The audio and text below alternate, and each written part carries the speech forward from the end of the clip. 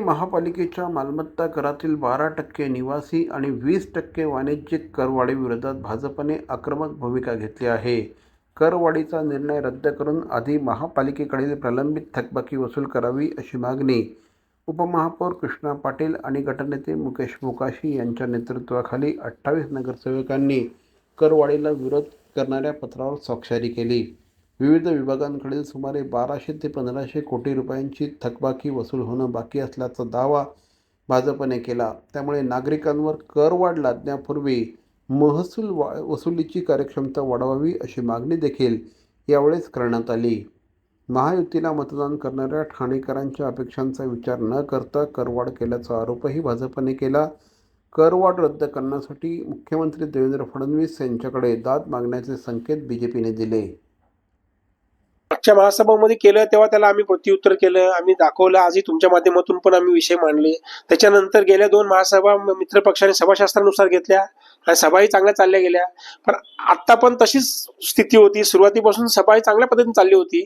पण जेव्हा कर विषय जेव्हा आला तर यायच्या विषयी डायरेक्ट त्यांनी दुखवटा ठराव मंजूर करून दुखवटा ठराव लगेच घेतला आणि विषय संपवला. हे कुठेतरी मित्र पक्षांनी आम्हाला धोका दिलेला आहे आणि भविष्यात याची आम्ही नक्कीच काळजी घेऊ. कारण सारखं सारखं जर असं होत असेल तर आम्ही मागे सन्माननीय प्रदेश सदस्य रवींद्र चव्हाण साहेब यांनी आले, त्यांच्या अध्यक्षतेखाली आमची एक बैठक झाली.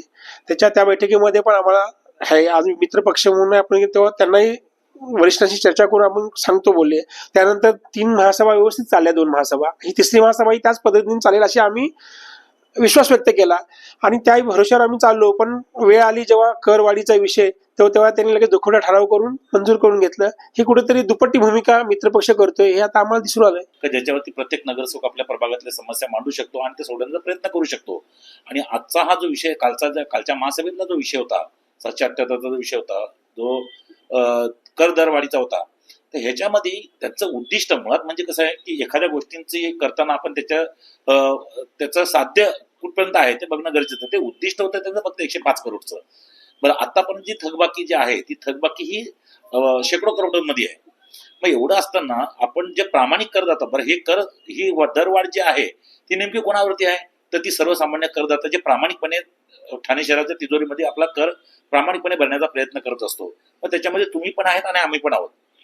मग असं असताना ज्यावेळेस आपल्याला फक्त उद्दिष्टच फक्त 105 करोडचं आहे आणि हजारो करोडची थकबाकी जर आपली आहे, तर आपण मूळ उद्दिष्ट आपण पुढे ठेवलं पाहिजे. आपलं टार्गेट असणं पाहिजे की थकबाकी जी वसूल करणं गरजेचं आहे.